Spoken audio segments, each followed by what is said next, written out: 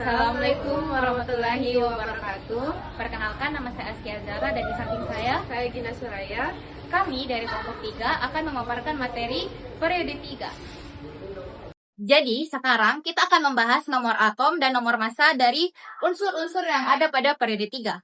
Jadi, teman-teman, faktanya pada periode 3, unsur-unsurnya memiliki nomor atom yang saling berurutan, seperti Na yang memiliki nomor atom 11. Mg memiliki nomor atom 12.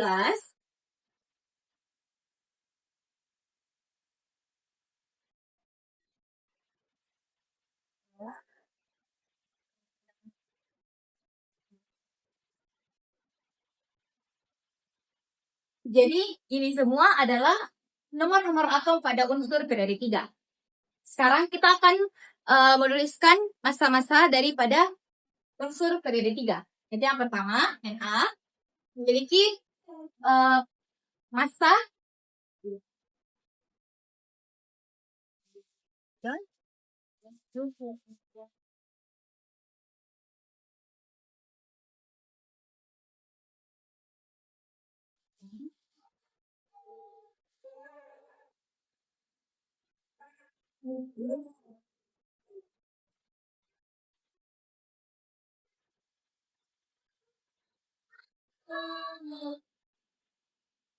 Jadi, ini semua adalah nomor atom dan nomor massa pada unsur-unsur yang berada pada periode 3. Halo teman-teman, jadi sekarang kita akan mencari konfigurasi elektron menurut prinsip Aufbau dan Bohr. Jadi pertama-tama kalian harus mengetahui ini. Jadi satu ini adalah kulit. Dan S ini dia adalah subkulitnya. Terus 2 ini adalah jumlah elektronnya. Saya sudah menuliskan di sini. S sama dengan 2 elektron, P sama dengan 6 elektron, E sama dengan 10 elektron, F sama dengan 14 elektron. Jadi sekarang karena kita menggunakan unsur-unsur yang berada pada periode 3, saya akan memberikan contoh soalnya.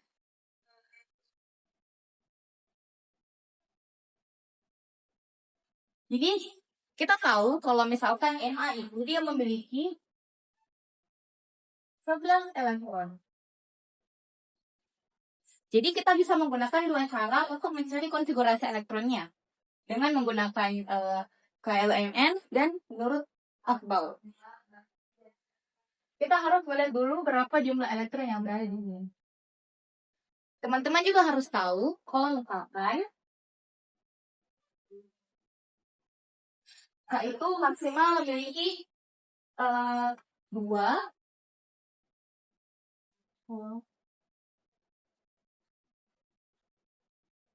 L8 dan M adalah 18. Nah, untuk kasus seperti ini, berarti KLM-nya adalah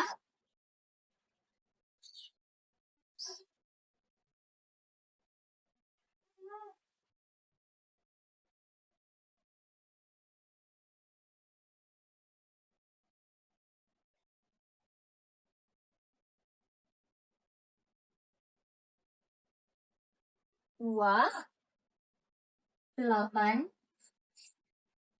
Ini sudah 10. Jadi kita harus menambahkan 1 lagi agar mencapai 11. Jadi di sini M-nya adalah 1. Dan menurut prinsip Aufbau, berarti kita menggunakan ini.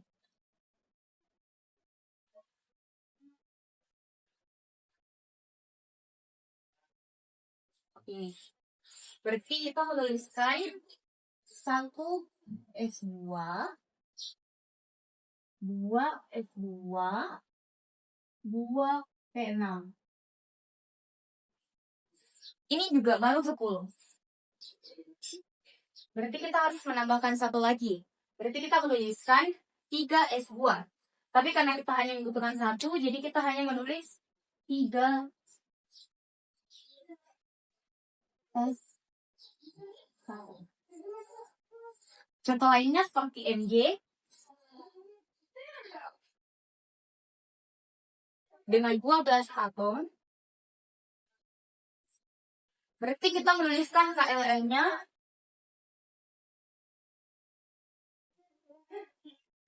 2, 8, 2. Berarti dia pas kan 12. Sekarang menggunakan cara yang sama seperti di atas. Berarti 1S2, 2S2, 2P6, dan menambahkan satu lagi agar plus 12 jadi 3S2. Seperti ini kira-kira cara untuk mengerjakan untuk mencari konfigurasi elektronnya. Dan jadi sekarang kita akan menentukan bilangan kuantum dan periode golongannya. Sebelumnya untuk menentukan bilangan kuantum, kalian harus memahami ini dulu. Seperti 1x2. Jadi 1 adalah fluid, S adalah sirkulit, dan 2 adalah jumlah elektronnya. Dan untuk menentukan golongannya, nanti kita akan melihat setelah menentukan bilangan kuantumnya. Yang pertama, kita mulai dulu dari 3S1. N kita harus melihat dari kulitnya. Karena dia di sini adalah 3, berarti di sini adalah 3.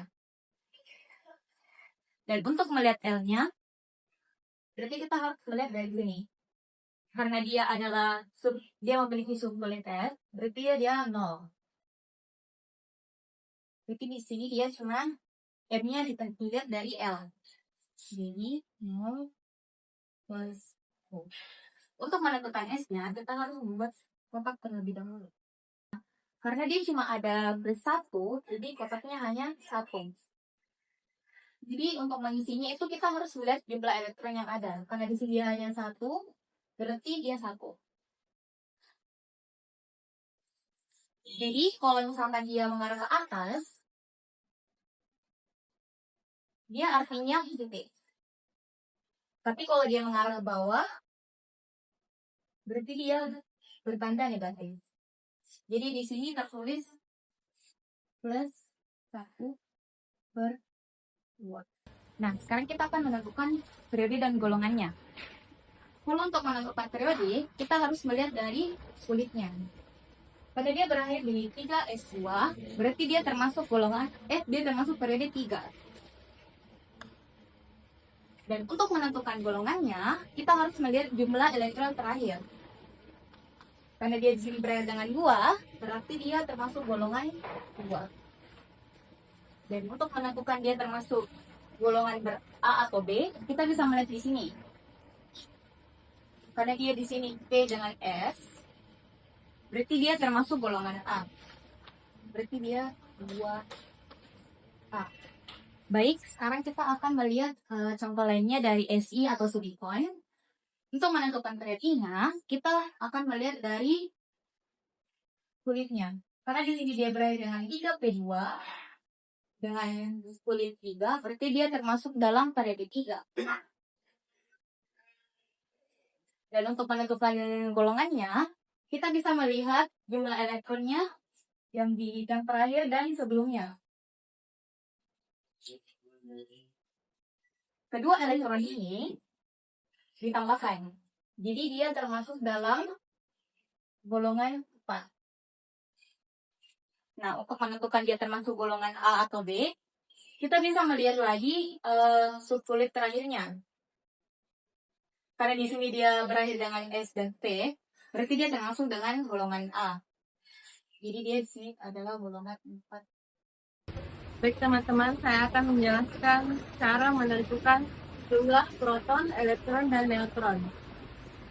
Jadi unsur-unsur pada periode 3 yaitu Na, Mg, Al, Si, Ps, Cl, dan Ar. Cara menentukan proton. Jadi kita lihat dari unsurnya. Nomor atom Na itu adalah 11. Jadi protonnya itu adalah 11. Jadi cara menentukan elektron itu di sini kita akan melihat unsurnya Na. Jadi dia tidak ada menerima dan melepaskan elektron. Jadi termasuk atom netral. Berarti atom netral sama dengan proton. Berarti elektronnya adalah 11. Cara menentukan neutron itu nomor massa kurang nomor atom. Berarti 23 dikurang 11 sama dengan 12.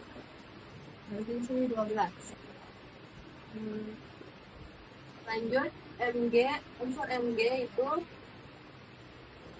sama dengan Na, dia itu netral. Berarti protonnya itu sama dengan nomor atom. Nomor atomnya ini 12. Berarti di sini 12. Cara menentukan elektron, ini tidak ada yang melepas dan menerima elektron. Jadi dia termasuk atom netral. Jadi elektronnya adalah 12. Cara menentukan neutron itu 24 dikurang 12 sama dengan 12. Berarti neutronnya adalah 12. Yang ketiga, unsur ketiga itu Al. Protonnya sama seperti nomor atom, berarti 13 di sini. Elektronnya juga sama 13 karena dia tidak menerima dan melepaskan elektron. Cara mencari neutronnya itu 2 dikurang, berarti 27 dikurang 13 adalah 14. Baik, selanjutnya saya akan membahas tentang reaksi kimia periode 3. Reaksi dengan oksigen pertama, unsurnya dari A sama dengan 4Na tambah 2 menghasilkan 2Na2O. Yang kedua, Mg dengan 2Mg tambah 2 menghasilkan 2IgO. Yang ketiga, Al sama dengan 4Al tambah 3O2 menghasilkan 2Al2O3. Yang keempat, Si sama dengan Si tambah O2 menghasilkan SO2. Yang kelima, P sama dengan 4P tambah 5O2 menghasilkan 2 2O5. Dan keenam, P sama dengan S tambah O2 menghasilkan SO2. Yang ketujuh, Cl sama dengan H2 tambah Cl2 menghasilkan 2HCl.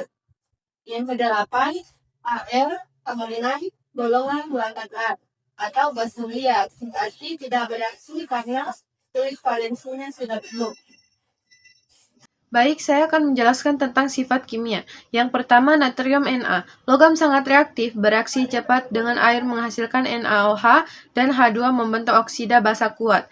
Yang kedua, magnesium Mg. Logam cukup reaktif, bereaksi dengan asam dan oksigen membentuk oksida basa lemah MgO. Yang ketiga, aluminium Al. Logam amfoter, bereaksi dengan asam maupun basa oksidanya Al2O3 bersifat amfoter. Yang keempat, silikon Si metaloid. Reaktif terhadap basa kuat, membentuk oksida asam lemah SiO2. Yang kelima, fosfor P. Non-logam reaktif bereaksi dengan oksigen membentuk P2O5 dan dengan klorin membentuk PCl3 atau PCl5. Oksidanya bersifat asam kuat. Yang keenam, belerang S. Non-logam bereaksi dengan oksigen membentuk SO2 atau SO3 yang menghasilkan asam kuat H2SO3, juga bereaksi dengan logam membentuk sulfida. Yang ketujuh, klor Cl. Non-logam sangat reaktif, bereaksi dengan logam membentuk garam kahalida. NaCl dengan H2 membentuk HCl bersifat pengoksida kuat. Yang kedelapan, argon Ar. Gas mulia yang stabil, tidak bereaksi karena kulit elektron terlalu penuh. Jadi itu dia materi yang telah kami paparkan tadi. Wassalamualaikum warahmatullahi wabarakatuh. Sudah nih.